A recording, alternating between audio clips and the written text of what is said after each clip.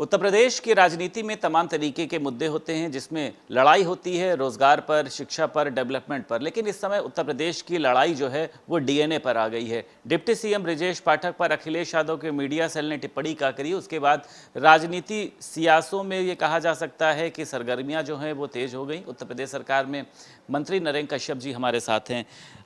एक अभद्र टिप्पणी करी गई थी समाजवादी पार्टी सेल द्वारा, और लगातार इस पर जो है अभी भी विवाद जारी है। डिप्टी सीएम ने भी समझाने की कोशिश करी कि हमने आपके राजनीति डीएनए की बात करी थी, फिर अखिलेश यादव ने उस पर वार पलटवार किया। आप इसको किस तरीके से देखते हैं? कि राजनीति में मुद्दों पे बात होती है, मुद्दों की लड़ाई होती है, विचारों पे लड़ाई होती है। लेकिन समाजवादी पार्टी के ऑथराइज हैंडल से डिप्टी सीएम के बारे में जिन शब्दों का, भावों का, विचारों का, गंदे शब्दों का प्रयोग किया गया वो निंदनीय है। मेरे ख्याल से समाजवादी पार्टी ही नहीं, किसी भी राजनीतिक पार्टी को इस हद तक नहीं गिरना चाहिए कि समाज उनको हिकारत की निगाह से देखे। कुल मिलाकर समाजवादी पार्टी का ये कृत्य असामाजिक है, राजनीतिक सोच के विरुद्ध है, नैतिकता के विरुद्ध है। यदि उन्हें कोई लड़ाई लड़नी है तो विचारधारा के साथ आए ना, जवाब देने के लिए भारतीय जनता पार्टी तैयार है। इस तरह की ओछी हरकतें करके समाजवादी पार्टी को समाज में विध्वंस और असमानता पैदा नहीं करनी चाहिए। मैं समाजवादी पार्टी के लोगों से कहूँगा, सलाह दूंगा कि वो इस तरह के बयान देकर समाज में विध्वंस पैदा ना करें। डिप्टी सीएम ब्रजेश पाठक ने आज भी एक ट्वीट किया, क्योंकि देखिए ये वॉर जो है वो थम नहीं रही है। भारत पाकिस्तान वाली तो फिलहाल रुकी हुई है, लेकिन इन दोनों उन्होंने ये कहा कि जब अतीक अहमद की बात आती है, जब मुख्तार अंसारी की बात आती है, राम मंदिर गोलीकांड की बात आती है, रिबन फिर भ्रष्टाचार की बात आती है, तो आपके जो काले अध्याय हैं वो खुद सामने आ जाते हैं और यही आपके डीएनए को दर्शाते हैं।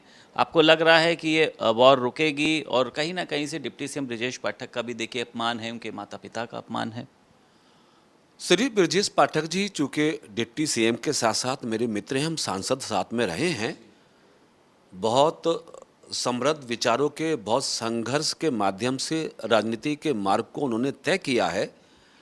और जो आरोप उन्होंने समाजवादी पार्टी पर लगाए हैं वो पहली बार नहीं है। पहले से उत्तर प्रदेश की जनता के बीच में ये बातें हैं कि समाजवादी पार्टी के लोगों ने कई मसलों में, कई मामलों में भ्रष्टाचार की नीति पे चलते हुए प्रदेश की जनता के सामने अपने चेहरे को बेनकाब किया।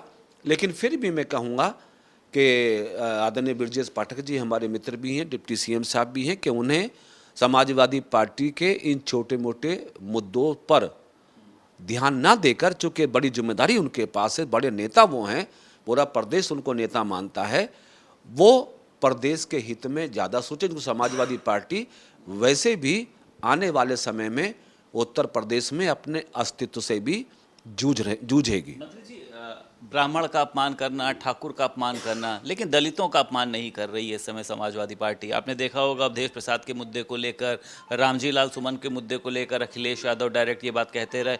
आपको लग रहा है उनको सिर्फ पीडीए का वोट चाहिए, ब्राह्मण और ठाकुर अब चाहिए नहीं अखिलेश यादव? समाजवादी पार्टी ने सस्ती राजनीति के लिए कुछ ऐसे मुद्दों को हाथ में लिया है जिससे समाज के सद्भाव को ठेस पहुंच रही है, समाज की समरसता खत्म हो रही है। आप ठाकुरों के खिलाफ कभी बात करते हैं, कभी ब्राह्मण नेता के विरुद्ध बात करते हैं, कभी सुवम अपनी तरफ से बात करते हैं, कभी अपने नेताओं से बात कराते हैं। समाजवादी पार्टी के लोगों ने जो रूट पकड़ा है सियासत का, किसी समाज का अपमान करके, ये रूट राजनीति का, अब उत्तर प्रदेश हो या देश हो, अब इस रूट पर राजनीति नहीं होगी। प्रधानमंत्री नरेंद्र मोदी जी ने, भारतीय जनता पार्टी ने, प्रदेश के माननीय मुख्यमंत्री योगी जी ने विकास, समृद्धि, खुशहाली को इतना बड़ा मुद्दा बनाया है देश और प्रदेश में, जिससे लोग आज विकास के काम से प्रभावित होकर, समृद्धि से प्रभावित होकर, कानून व्यवस्था से प्रभावित होकर किसी दल को सत्ता में आने का चुनाव करते हैं। अब जाति धर्म के नाम पर उन्माद, फसाद फैलाने वाले लोगों को प्रदेश और देश की जनता पसंद नहीं करती लग है। रहा है कि पीडीए को खुश करने के लिए सिर्फ वो ब्राह्मणों और ठाकुरों का अपमान कर रहे हैं कि पीडीए को लगे नहीं ये वाकई में हमारे ही हैं क्योंकि उनका तो अपमान कर रहे हैं, तो इसका लाभ वो 27 में ले पाएंगे। देखिए करना चाह रहे हैं, आपको लग रहा है ड्रामा और ये देखिए एक पक्ष ये हो सकता है कि जिस पीडीए को लेकर उन्होंने एक नई परिभाषा राजनीति में घड़ी है, हालांकि उन्हें खुद इस बात का ज्ञान है, इस बात की जानकारी है कि पीडीए की बात करना समाजवादी विचार का अपमान है, राम मनोहर लोहिया के विचार का अपमान है। राम मनोहर लोहिया ने कभी भी जाति विध्वंस की सियासत नहीं की। उन्होंने समाजवाद के विचार को समाज के हर अंग को जोड़ते हुए आगे बढ़ाया। लेकिन वर्तमान और आधुनिक समाजवादी पार्टी ने राम मनोहर लोहिया के उस समाजवाद की परिभाषा को ही बदल दिया। बदलना अलग बात है, लेकिन बदलने के बाद वो पीडीए की बात करके किसी जाति के खिलाफ कोई मुहिम छेड़ें, किसी जाति के महापुरुष का अपमान करें। अब हद तो यहाँ तक हो गई कि समाजवादी पार्टी के एक बड़े नेता ने सेनाओं के बड़े अधिकारियों को जातियों में बांट के उसको भी पीडीए साबित करने की कोशिश की। जिन सेना के जांबाजों ने मात्र 2 दिन में पाकिस्तान को घुटनों पे ला दिया, देश की सुरक्षा के नए मानक गढ़ दिए, हिंदुस्तान की जनता को प्रसन्नता दी, उस सेना के अधिकारियों को जाति के नाम से संबोधित करके उन्होंने वहां भी पीडीए फार्मूला फिट करने की चेष्टा की। तो ये पीडीए जो है कुछ ज्यादा ही मेरे ख्याल से वो प्रचारित करके सामाजिक संस्थाओं का, सामाजिक लोगों का, देश की सेनाओं का और संवैधानिक संगठनों का अपमान करके यदि वो पीडीए की सफलता सोचते हैं तो मेरे ख्याल से कभी भी समाजवादी पार्टी को अब प्रदेश में इस मुद्दे पर कोई सफलता मिलने वाली नहीं है।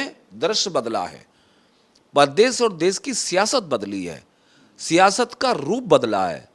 अब लोग पसंद करते हैं नेशनल हाईवे, पसंद करते हैं airport, metro, rapid train.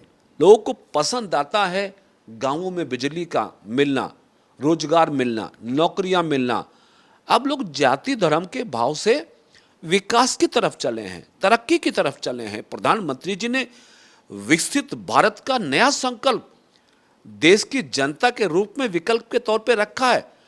Hindustan के का आज गरीब आदमी भी उसके दिमाग में स्ट्राइक कर रही है बात के देश हमारा विकसित राष्ट्र बने। जहाँ विकसित राष्ट्र की परिभाषा के साथ देश यूनाइट होता दिख रहा है, वहीं पर पीडीए के एक तरह से दुरुपयोग करके समाज में विध्वंस और सद्भाव को तोड़ने का प्रयास जो समाजवादी पार्टी कर रही है, ये वर्तमान जनता की सोच, भाव और नीति के विरुद्ध है।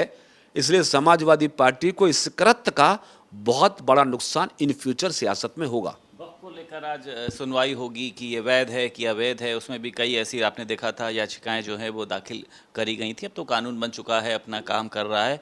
किस तरीके से देखते हैं आप इसको? वक्फ सुधार संशोधन अधिनियम देश के प्रधानमंत्री माननीय मोदी जी के नेतृत्व में